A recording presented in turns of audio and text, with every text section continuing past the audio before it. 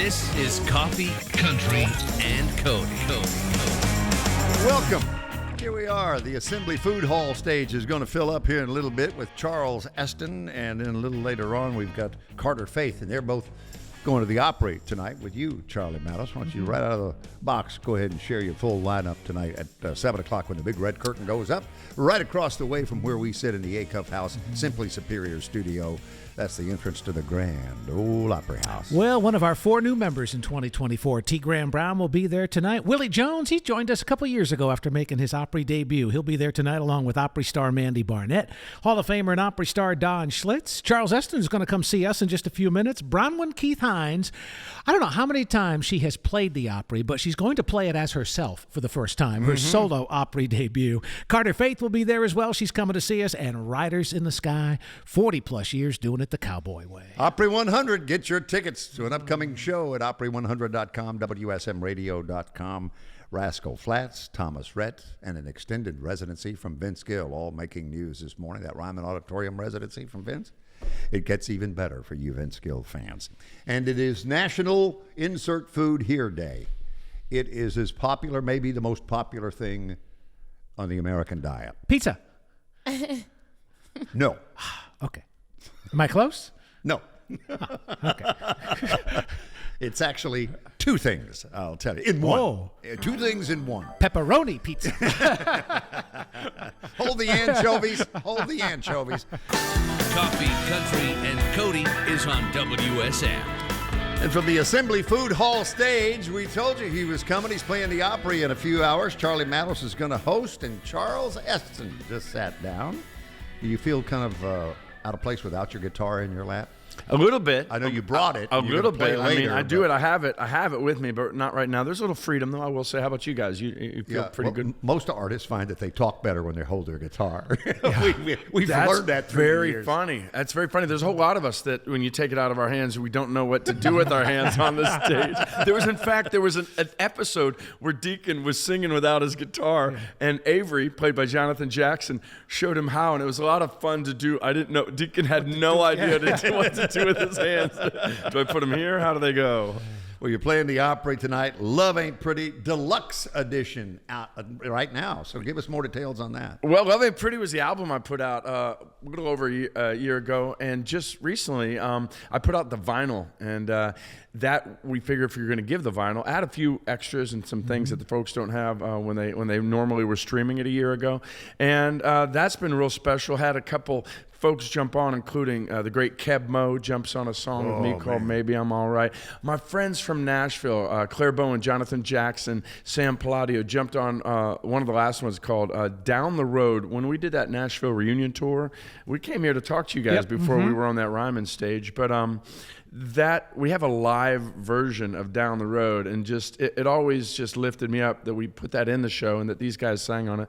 So we did that, and then finally I got one with the great Sarah Evans that it means so much to me. It's called In a Bar Somewhere, and I always thought it sounded like a duet. We're going to feature that here in just a little bit. Oh, so, fantastic. Yeah. Well, it's a thrill. First of all, Grand Ole Opry member, Sarah Evans, and country legend, and sometimes I'm still like a kid in a candy store in this town with the people I get to call friends, and she's one of those. And sometimes, and this must happen to you guys, you guys sit across from legends constantly, and they're such personable, regular folks that you forget that what they meant to country music and music in general. I'm sitting at Tootsie's with some friends the night before I was about to play on the Opry with Sarah. And somebody's up there singing Suds in the Bucket, and every single person in Tootsie knows every single line. And you're like, oh, that's right. That's who I'm singing with tomorrow. So you mentioned vinyl. Obviously, a lot of people stream their music, Spotify, Amazon, Apple Music, regardless. But is there something that just makes it more real, having that 12 by 12 cover and pulling out the vinyl? It's just absolutely it's everything, and that's why I wanted to do that. And so it's funny because, as I said, this album's been out over a year, but that's when it felt real to me. It's so tactile. I don't know if it's generational. I hear it's coming back. That even big time, right? In younger folks. So to me, it's ceremonial. It's there's so much to it of like you say, pulling it out of that wrapper, and that's why we added every little thing. I got around the little liner or the lyrics on the little paper paper around on the vinyl itself, and then you pull that out, and you have all the people you're thanking and all who played on it and all those things. You want it to be a bit of an experience for anybody that wants to go down that road. And then when you slowly drop that needle, that's when it was like, yeah. And by the way, it's my debut album. Yeah. I'm not a young man, Charlie. And for that to be the case is incredible. And I want to say this real quick to anybody out there. If you got this dream left and you've given up on it, don't give up on it. God is good, and God will surprise you with things that you can't even imagine. Just stay open to that. So, there used to be awards for liner notes. That was a great thing about albums. Yeah. There used to be CMA and ACM awards for liner notes. I mean, Are you kidding me? No, That's absolutely. amazing. Yeah, and it all disappeared Oh, that's a when forgotten the thing. compact That's an disc and amazing cassettes moment. came Yeah. along. So do you have anything on cassette? You talk about it. No, but the 8-track is out in about a week. That's my man right there. Does it come complete with a book of matches that you can slide Jam up it so up it won't there? multi-track on you? I told you I'm an older man. Now I'm proving it, and you're proving it too. I'll never forget my dad playing. And by the way, when you think of 8-tracks, I'm certain there's certain ones you think of. Like, you can just remember them. One for me was my dad wore out was Don McLean's American Pie, the one where he had the American flag on his thumb. And you'd be at a song, and you'd have to switch it. It would go to a new track. Like, some of the songs didn't even finish on the track. You'd go over. This morning, I was sharing a memory of 8 tracks with Charlie from 1973. It's Leon Russell's birth anniversary. He passed in 2016, 2017. But what an extraordinary career. Oh, man. I mean, it's just not the stuff musically. It's the behind-the-scenes stuff that'll blow your mind. And he did an album called Hank Wilson's Back, and he just turned his back to the camera for the photo shoot. And he did, that was volume 1. He did like 5 along the way. But I had that on 8-track, and he had covered all these old-time songs, which was kind of a tribute to Hank Thompson and Hank Snow and Hank Williams, that era. Sure, of course. And yeah, I wore that thing out. Rolling in My Sweet Baby's Arms was the song. Probably literally. You could wear those out. Oh, yeah. I mean, you can't really wear out the vinyl. Yeah, or the you can't oxide really, would start to come off. Then you that going on. Oh, yeah, big time. So I'm always kind of curious how people perceive other people. I remember interviewing John Schneider one time, and I always thought of him as an actor who could sing. And the more I learned about him, he really was a singer-songwriter who could act. And I think for a lot of folks, they think of you as an actor, and now they see you on the Opry stage and it's like, well, he sings and writes really well too. But music goes all the way back to your college days before you ever would have done anything acting-wise, and right? Even before that, I've been sort of a singer and a songwriter my whole life. I may have told the story before. In 3rd grade, my school had a contest for writing the school song. Like, any of the kids could enter, and they said that you take a Disney song and you change the lyrics. So already at a young age, they were teaching us copyright infringement. But I wrote the school song, and it won.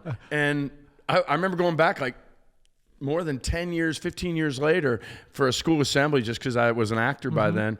And they started the school assembly, and they sang Your the song? Pledge of Allegiance. They did the Pledge of Allegiance, and they sang the school song I wrote. Oh, that's great. So that goes way back. I think that's true with a lot of folks like me, where I started with the music, and it's just what people know you from first. I was always able to have that as part of my career. I played Buddy Holly real early. On Who's Line, I would improvise songs with Wayne Brady, and we would just make those up. So at this point, I'm real grateful Nashville was the thing that meant I could do both, and they haven't been able to kick me out of this town yet. How many times at the Opry? Last time Patty had to call and correct you. No, she won't this time. I got it this time. Okay. Last time was 180. Tonight will be 181. For our friend Charles Right? Esten. Chip is in the house this morning, so we're going to feature that Sarah Evans duet. Oh, please. But I wanted to ask you about the passing of Val Kilmer, which was a story that broke overnight. At the age of 65, had a long battle with throat cancer. And did you know him? I did not know him. And it's interesting. I read a thing today. Somebody was talking about how, I think it was Jennifer Tilly, the actress, did a post about how there was a bunch of people getting ready to audition for Oliver Stone's The Doors. And at that point, I already thought of Val Kilmer as being huge, but he was auditioning like everybody else. She said they were mixing and matching Jim Morrison's and Pamela's, and I guess they had started early days. And she said all of a sudden a convertible pulled up with the doors just absolutely cranking from it. And from it steps a guy, barefoot, no shirt, leather pants, long flowing hair. He walked in, and that was Val Kilmer. And she said, rest in peace, King. And that's what I think of. I think of somebody so much more committed than so many others. Like, in my mind, he was so much older than me. He's only 5 years older than me. And I think he's left us so many iconic roles. And one of the things I was talking with you, I was grateful for, is there's a really great documentary that he had a hand in himself that told the inside story. We're recurring, we keep going back to these things of this image and who you think somebody is, and to get to see their humanity beneath all of that, and his heart under all that was also a real blessing. But may he rest in peace, and may all that miss and mourn him be comforted. Yeah. Thank you, Charles. Charles Esten is here. Love Ain't Pretty, the deluxe edition, features Charles and Sarah Evans together. We referenced it earlier. Let's go to a bar somewhere. What do you say? This is Coffee, Country, and Cody. And proud to have Charles Esten anytime, but he is back on the Assembly Food Hall stage, going to perform live for us in this segment. And you heard work from he and Sarah Evans in a bar somewhere that's on his deluxe edition Love Ain't Pretty album, complete with vinyl this time, which we talked about just a little bit earlier. You're playing the Listening Room on the 24th, now that we're into April. Among your gigs, Julia Cole, whom you've actually been in the studio with and played live before when you visited us, and Kaylee Rose are going to be on that show. Absolutely, yeah. I'm really thrilled to be back this time tonight, and I'm going to get to play a couple songs, including, I'm going to play one for you now, if you don't mind, that's I probably could use the practice on. So this is me practicing on the air for you. Well, you know, the wood you're sitting on is the same wood as the circle, so this could truly be sound check. Is that true? Yeah, early 1950s Ryman Auditorium. Same wood as the circle. Man, all right. Yeah. I just got a little bit nervous. Everything tightened up just a little, so thanks for that, Charlie. As Emmylou Harris said when they did that Ryman Auditorium Save the Ryman concert famously with the Nash Ramblers. Oh, she yeah. said, you got some hillbilly dust on you now. That's what you need. That is what you need. I'm looking to get all I can from that place. Every moment, backstage and every other place. And of course, as you know, I got to be there first as that guy named Deacon. And that is I thought then at the time, this is an unusual thing. Nobody else, before they get to make their debut, has maybe spent as much time on the stage as I did. Yeah. Because I was there as Deacon playing behind the great Connie Britton as Raina James for a long time, and then Deacon got to perform there. And so by the time I got it, I'll be honest, it didn't help at all. I was still as nervous as anybody that was brand new, but it was pretty much a joy. What role are you most recognized for? Deacon, or is there something else? Well, you know, it's a real spin of the wheels. Every time I think I know, they'll walk up and they'll be pointing at me, and they'll go, and I'll go, oh, this is definitely a Nashville something. They'll go Star Trek, like Next Generation, or I'll think it'll be a lot of them that I think are Outer Banks or Jesse. I was on that Disney show Jesse. I played the dad on that. That's the fun part of it, though, that I honestly don't know, and that's kind of cool to have a career like that where you don't know what it was. Well, there's such a cast of characters on Whose Line, so I got to believe that. Oh, yeah, that one. And that's been a bit of a thrill for me, too, because those guys are still out touring, and they do a ton of live dates. And in fact, the group is called Who's Live Anyway. And that looks great on a marquee, and everybody knows what that is. I used to tour with them, and then I got a little job in Nashville, and this whole life took over. But once and again, they need somebody to step in. And so it's very, very cool to jump back into that thing. Although I have to say, they're so fast. It's like jumping back, grabbing a tennis racket and jumping back on the Wimbledon court, because these are the fastest guys in the world. So you're just hanging on for dear life. Well, the skill of ad-libbing is sometimes a lost skill. Not many people can do it. And that show and that live experience is all about that, right? Oh, absolutely. Yeah. And in fact, you know, it's funny because there was a while when I got on that show very early on. I was a very young guy, and it was over in England. And at the time, Whose Line Is It Anyway? It was not on in the United States. Nobody knew what it was. So when I auditioned for that, I already had a job over there playing Buddy Holly, and I'm like, nobody I know is ever going to see this show. And so there was a real freedom to it. Later, as the show got picked up in the States and started to go, I could feel myself tensing up, getting a little more nervous. And in those situations, that's the only bad thing. Like, there's no muscle you can flex to be funny or to think of something. But what you can do is get a little tighter. So after a while, I slowly learned that it's not about telling yourself to be funny. There's no way to do that. It's just about having fun. These were some of my best friends in the world. And honestly, I would leave those tapings. I remember driving home one day, and I go, why does my face hurt? my cheeks and I go, oh my gosh, you've been smiling and laughing. So that's good work if you can What get a it. great feeling that is. Yeah. So how are your NCAA tournament brackets? Oh, I'm not that guy. I am know? not that You're not guy. a bracket guy? I know I'm not. I do a lot of other things. I'm more of a Pittsburgh Steelers, a football guy. But, Okay. But I understand. I mean, I follow along, but I don't know if I've ever done a bracket. But I watch. I love to watch. Yeah. But this year it's a little different now with, I guess, the NIL. There's not as many upsets. There's all number one seeds or something. Like that. First time in how many years, Charles? 17 years. Yeah. They're all It's number sort ones. of, there's a reason for it, though, I guess, right? They say a lot of those other teams that have that one star and they all play together real well, that it doesn't last like that anymore. Yeah, they're a little more stacked at the Yeah, top. yeah, Yep. exactly.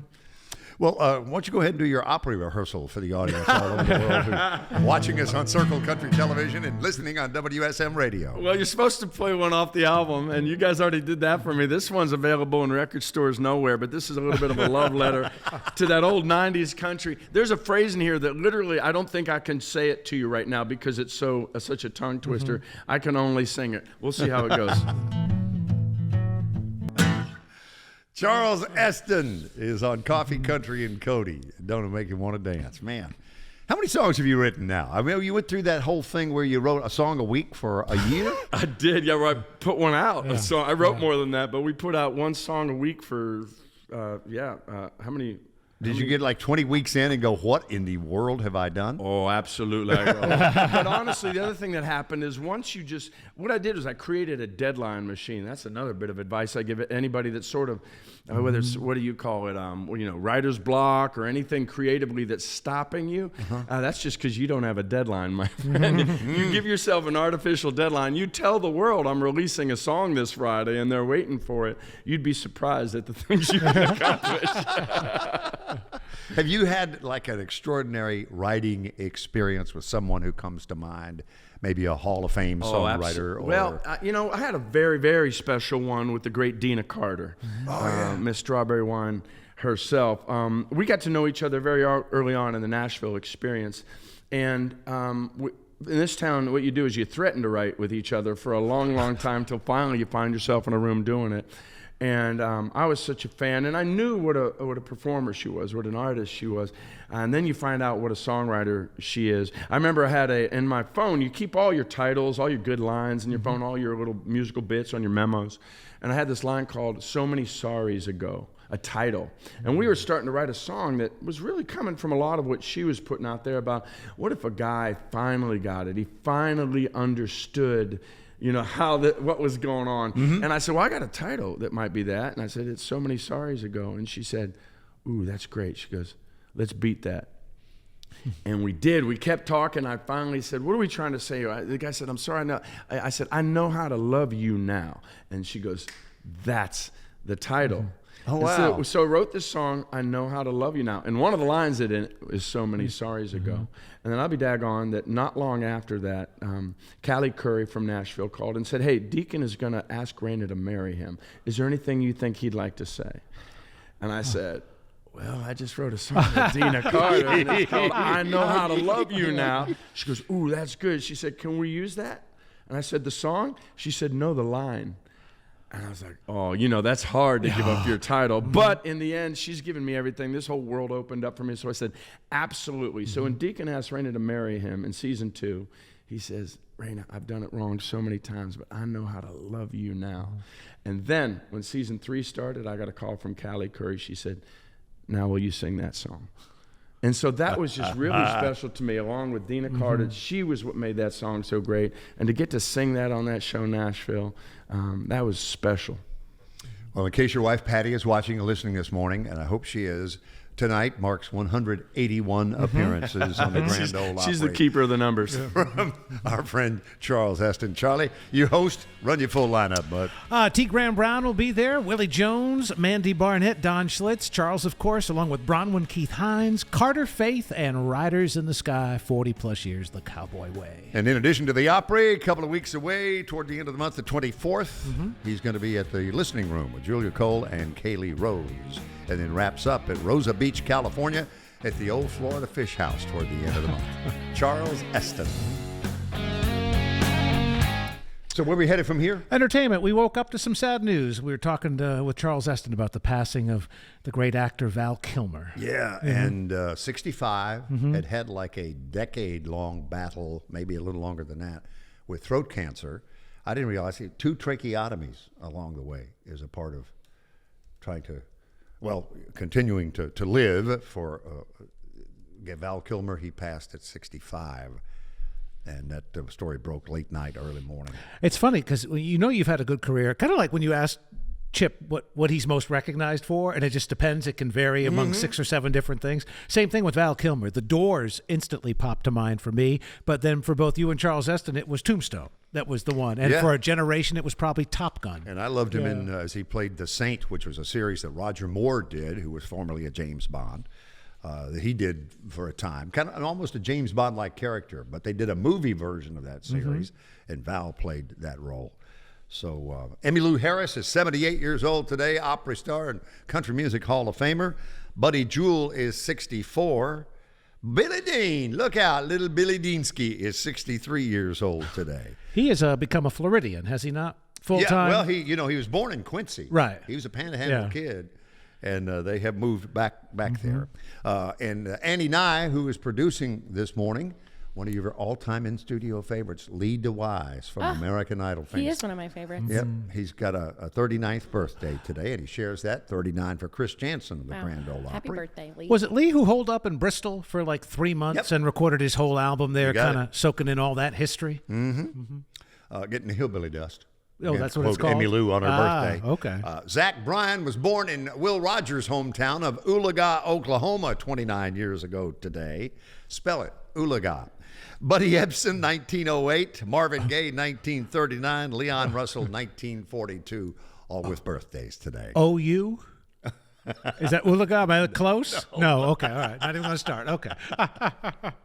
This is Coffee, Country, and Cody. In just a little while, 7 o'clock, that's when we'll roll. The big red curtain goes up on another Opry 100 show as we count down to the fall and our 100th birthday. Of course, you saw on NBC and Peacock our recent celebration Blake Shelton hosted of Opry 100, but the birthday is actually a fall event. And Charlie Manos, Carter Faith just sat down on the Assembly Food Hall stage, and you're going to be with her tonight hosting. Getting a little preview because she is sitting on the same wood as the Circle from the early 1950s Ryman Auditorium. You feeling anything right now? Good vibes. I feel this morning. everything. All the magic. Okay. They're all here with us. And you got the full lineup? Oh, yeah, I sure do. It's going to be a fun show. T. Graham Brown will be there. He is one of our newest members of the Opry. We inducted 4 members last year. Willie Jones, Mandy Barnett, Don Schlitz, Charles Esten. Brom with Keith Hines going to make her solo debut. Woo-hoo! She has played with other people in the past, but she's going to be herself tonight, which is pretty cool. Riders in the Sky, and, of course, Carter. So playing the part of Bronwyn Keith Hines is Bronwyn Keith Hines. Correct, yes. A role she knows well. So, yeah. Speaking of the Opry, wasn't Caitlin Smith very instrumental in you making Grand Ole Opry debut, if I remember correctly? Yeah, I was on tour with her in my hometown, Charlotte, North Carolina, and she asked me, I came up to sing a song with her, and she asked me to make my Opry debut, and I just cried like a baby. My whole family was there, so that was special. So as I recall, you were in the car on the way to school through the years. Grandparents or parents taking you to school? Whoever could take me that day, you know. And you were listening to Taylor Swift and said, wait a minute, there's already a Taylor Swift. I love her, but I'll go to Nashville and be Carter Faith. Yes, sir. How old were you when you started having these dreams of singing and songwriting? It had to have been when Teardrops on My Guitar, her song came out. I feel like that's the first one I heard, and I just had to pick up a guitar like the next week. So I was probably like 8. I don't know. Right? I feel like that's 2008 maybe. But it wasn't until I was 16 that I really started like writing songs like frequently and actually caring about it and learning that you could be a songwriter. Have you seen her live? I saw her live when I was younger. I haven't seen the Eras tour. I mean, Charlie saw it. I'm still paying off our tickets for the Eras tour because I could not even get Verified to give her my money. We had to buy tickets on StubHub, but we saw it in New Orleans. Honestly, I with no exaggeration, I've probably seen 600 shows in my life. Yeah. It's the best thing I've ever seen. Are you for I've real? never seen anything that good. Wow. Yeah, just from the production to the crowd to how literally she changed the city of New Orleans. I mean, for No, 3 that's days, crazy. it was just the most amazing. And I love New Orleans anyway, but So it was clean? yeah, cleaner. Yeah, cleaner. The Swifties are cleaner than the normal inhabitants of New Orleans. Trust me. They so fix the potholes. yeah, so I found the hashtag Swiftie over 50. So I'm proudly carrying that banner. So, That's you. Yeah, no, I love her. You I need a love her. t-shirt. Yeah. So if we make that comparison, it is said with love because I know, I love that. Yeah. I saw a quote on your website, on your bio, and I love this. I hadn't heard it or seen it as it referenced you, but it says, cowgirl hippie and sometimes kind of trippy. You like that? I like that a lot. That's just for you. I remember the last time we worked the Opry together. You had this great story about your wardrobe. You had been to like this really crazy good Goodwill in Beverly Hills or something. Yeah. I don't know what it was. And you said it was just this amazing shopping experience for you. Because I found a Gatlin Brothers T-shirt, and I was like, oh, heck yeah, no one's gonna know what that is here. Like, I'm sure it'll be like $10. It was like $200. Oh. So when I saw Larry Gatlin, I think he was there that night. Yeah, I he was. like, He was hosting. I did not buy it. I'm so sorry. I thought about it though, and I think that's enough. So is that thrift shopping one of your things? Yes, I love vintage clothing. I mean, if you just go in a thrift store, there's so much clothes in there. And my friend is my stylist. She helps me pick out clothes. And then our other friend, Yusuf, he'll take clothes apart and sew them back together like in new ways. Oh, wow. So I just like to find random stuff at the thrift store, cool fabric, whatever. I saw a picture of you with the gloves, the red gloves on. It's almost this Hollywood starlet, 50s era, the golden age of Hollywood. That's sort what I was of, going for. Yeah, well, you pulled it off. Thank you. You really did. I look just like that right now. Much closer drive than Beverly Hills, Royal Oaks Boulevard in Franklin, right next to the Whoa. Kroger, my favorite Goodwill. Oh my gosh, thank you for telling me that. Like seriously, 3 jackets and more than half the shirts I ever wear at the Opry are from that No Goodwill. way. Yeah, sometimes like 5 in a row. It'd be like somebody just brought them all in and I'm like, these are amazing. So. No, I love when you can tell it's all from the same person. Yeah. Same size, same style, same brand. Yeah, exactly. So, Yes. Oh, my favorite one still got the laundry tag on it. Yes. Oh, You ever yeah. see those? I love They've been that. pressed and they've Yep. picked up and somebody's either lost weight or gained weight. Oh, You know yeah. that's the story. Yeah. And they decided to get rid of stuff and it was still hanging in the closet. That's my key to a good find. When it costs more to dry clean than it did to buy. That's a great key. That's when I know I've got a good It find. should be like there that you go. See? always. Yeah. Well, it's good to be you. You're playing the Opry tonight, as we mentioned. You got the Rendezvous Festival coming up on April 4th. Yes, and then sir. you are out with Carly Pearce. How did that friendship and working relationship start? Honestly, she has supported me since I came to town. Like some of the first songs I ever put out, she would tell me she loved them. And that's crazy because she's Carly Pearce. So that was always wild to me, but she's just been so nice. She supported all the music I've put out, and then this tour came around and she asked me to open for her, and I'm so excited because I've never even seen her live, which I can't no believe. kidding. Yeah, but I just can't wait to like learn from her. She's such an amazing vocalist, and she's been a great friend. So are you one that stands side stage when the headliner Oh yeah. is out, when you're watching? Because you finished, you've gone out and done your set, and now you have a chance to watch. Yeah, or I like standing at front of house, like Oh, kind of good in the call. audience, Yeah. just seeing the whole show. I don't know. That's why I do this, because live shows are so magical to me. So I like being a part of it. Well, it opens this run with Carly on the 10th, which is all but Yes. here. I mean, we're not going to be a week away. So if you're in Columbus, Ohio, and you see a girl out front of house that looks remarkably like the girl who was just on stage singing, go, I think that's Carter. It is. It is. Yeah, come say And hi. then it's Indianapolis and closer to home, Knoxville, so that'll be great. Houston after that, and it's all on your website, Dallas, Tulsa, at carterfaith.com. You like visiting at the merch table after your set? Yeah, I like to go to the merch table after my set, before Carly's set, obviously, and just meet people. I don't know. I'm from a small town, so I like to just see who is at the show. Now you referenced Charlotte, and Charlotte is Yeah. not a small town. But what is the small town you're I'm referencing? from Davidson, North right. Carolina. Yeah. Is that where so- the university is? Is that where Davidson is? Yes, where Steph Curry went to college.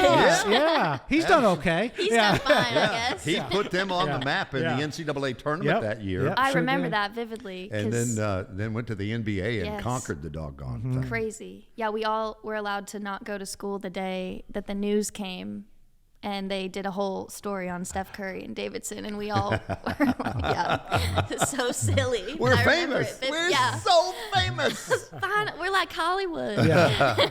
So, Carter, where did your name come from? Is that a family name, or do you know? No, it's not actually. I remember my mom said she was either going to name me Carson or Carter, and my middle name was either going to be Francis or Faith. So, Carter Faith. There you Could have go. been Carson Francis. I think I like this version better. I know. I don't think it has the same ring. No, it doesn't. No, it doesn't. From the Grand Ole Opry, please welcome You know, Carson Francis does not know. No. Carter Faith. That's where it's at this morning.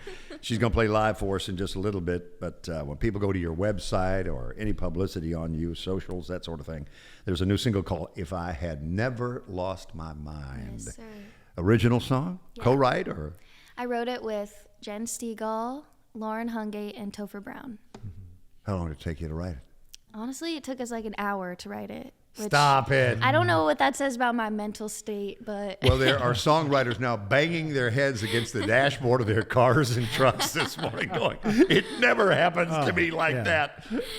no, believe me, I've had some long ones. Have you? Yeah. And do yourself a favor, go to Carter's website or her YouTube page and watch the visualizer for this, because you're literally running for 3.5 minutes singing this song. I got tired watching. Like, I'm not tired watching, but tired for you. I'm like, I could do that for maybe 15 seconds, and then I would be out of breath. No, the best part was that it was in slow motion, so it was only actually like 1.5 minutes of running. Oh, I love that. Yeah. Oh, what a good trick, actually. Yeah. Yes, there's, we had to listen. I had to sing it like triple speed, which was crazy and embarrassing. Oh, so then it synced back to Yeah. normal speed. Oh, wow. I guess that's how they do that Yeah. in the movies. That's an acquired skill right there. Then she learned that editing is Yes, really very a great, key, right? great friend to an artist. Carter Faith is all over the world on WSM Radio. More coffee, country, and Cody is on WSM. As you listen worldwide, WSM Radio, and that's WSMradio.com or 650 AM WSM terrestrially, and watching at Circle Country TV all over the world, our streaming platform there. As Carter Faith sits down and visits with us. Carly Pierce Tour, we talked about. Stagecoach is new for you in Yes. 2025. Yes, sir. I'm so excited. I'm going to be there on the Friday, which I think is April 25th. And yeah, I literally can't wait. Do you have a good bandana or face covering? Yeah, I Because heard apparently I need that's that. the thing, right? I had no idea until Kelly Sutton came back and said how vital that is if you're going to spend any time out there. Really? She was like, you need it? No, it's seriously, it's not a joke. It's a big deal. I guess you're in the desert. Exactly. Yeah, yeah. So the Opry, we've talked about the Opry. That's certainly a bucket list for a lot of artists. Mm-hmm. The Ryman Auditorium is another bucket list for a lot of artists. Not only did I see you play in the Ryman, I saw on TikTok a standing ovation at the Yeah. Ryman Auditorium. What did that feel like being at that historic venue? Oh my God, nothing feels better than that. Uh-huh. That's like, it's like the Opry's sister or brother, however you want to view it. But there's just, I mean, y'all know there's so much magic in there. And getting to like just be on stage where all the legends have stood and feel like you have a reason to be there is really special. And they're right on top of you. It feels like you can just Yeah. reach out and touch everybody. It's that kind of venue. No, that's what's crazy about the Ryman and the Opry. You don't realize it until you get on stage, but it is like, oh wow, everyone's right there. You can kind of see everybody, which I actually like. Carter Faith, new music we shared a little bit earlier. If I Had Never Lost My Mind. She's going to play live for us in a little bit. But I saw this article when you were 17, a high school senior. Oh God. You played a place called What did I do?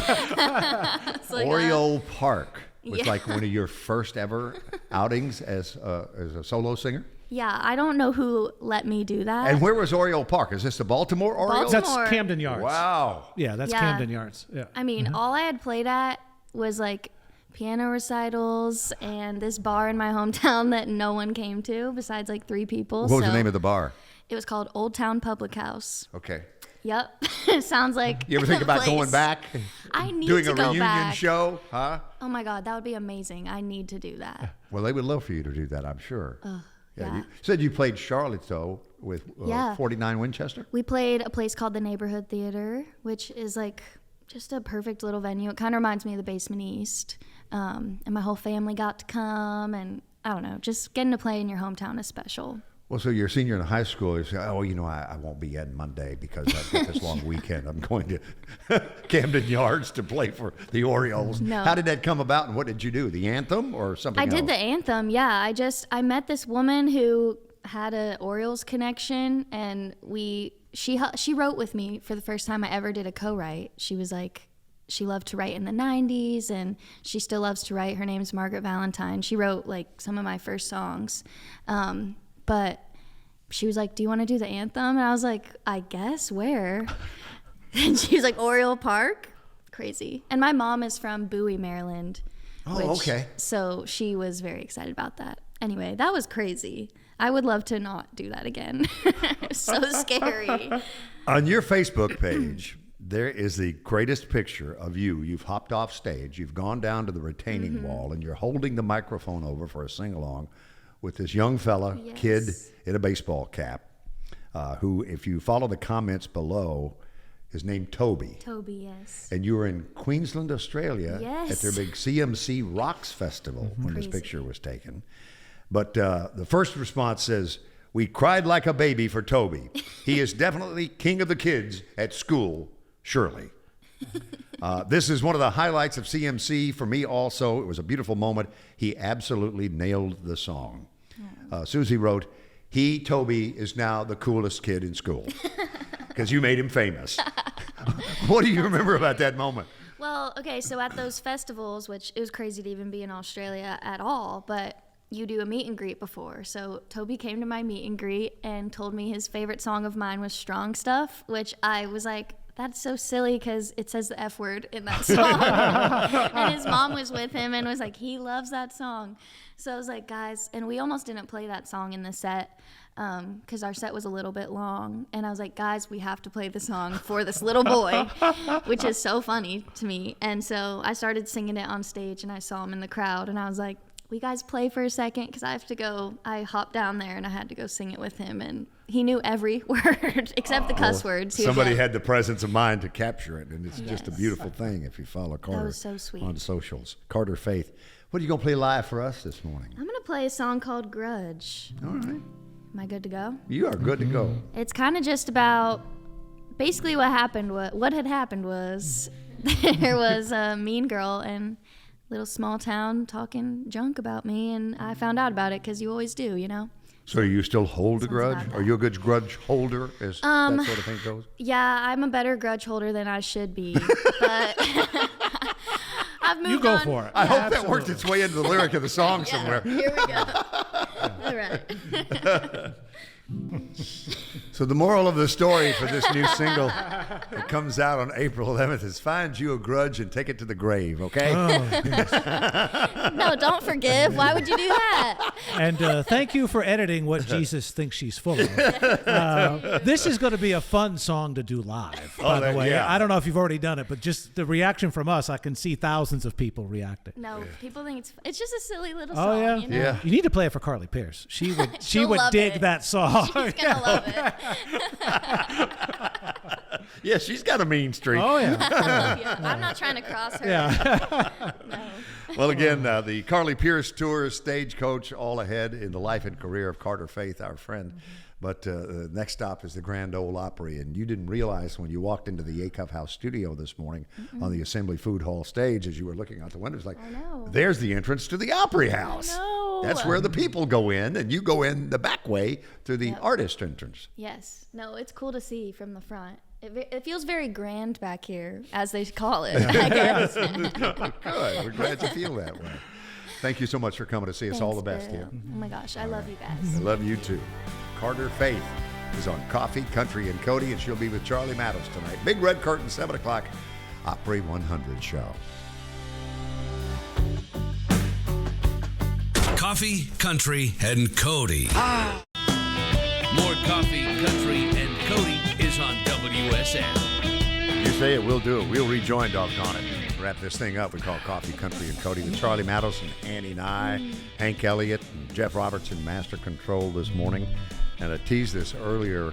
April 2nd is a day to celebrate an American staple. Maybe the most popular sandwich in the United States is the peanut butter and jelly. Peanut butter and jelly. PB&J. One of the best.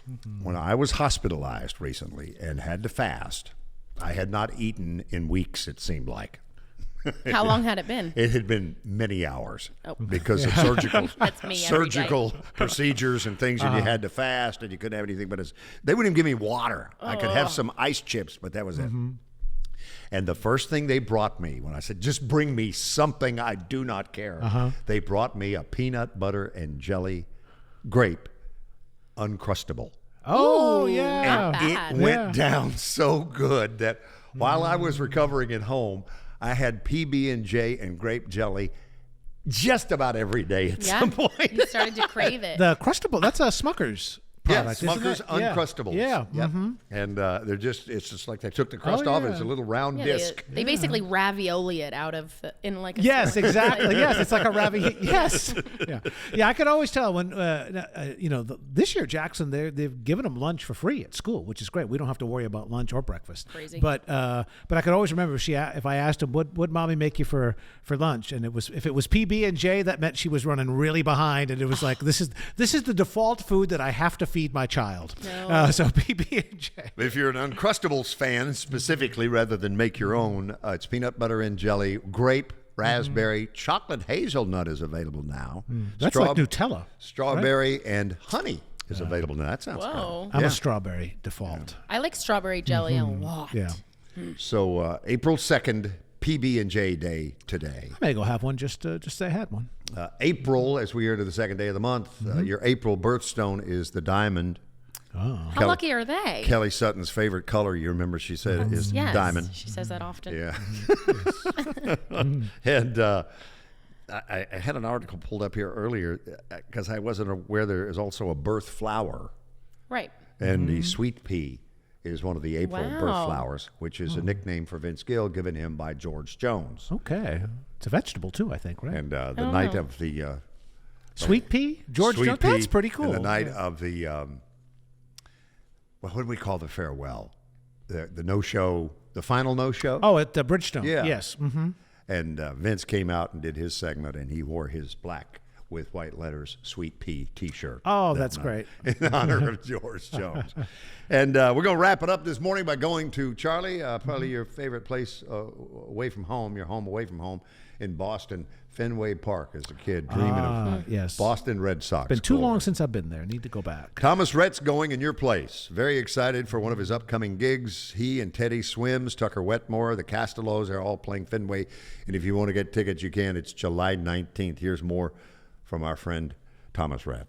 I kind of feel like at some point in your career, you just have to sort of just go for it. I've been thinking about doing a baseball stadium since 2019, and I think we even had 3 or 4 on hold for 2020, and then you know how that went. And then we just kind of kept going, well, maybe 2021 is not the year. Well, maybe 2022 is not the year. Maybe 23 is not the year. And then finally, I think we just sat down and we were just like, if we're ever going to try it, we should try it now. I've definitely got a couple more bucket list things on my career sheet, but that is definitely at the tip top of bucket list items for me to accomplish before I am old and gone one day. Before he gets to Fenway, Thomas Rhett kicks off a new tour in early June, Rogers, Arkansas. Vince Gill, by the way, has added a 5th date to his Ryman residency. So those are August shows. August 7th is that date number 5. From Coffee, Country, and Cody, the Assembly Food Hall stage in the Acuff House, Simply Superior Studio on the Grand Ole Opry Plaza. Good morning.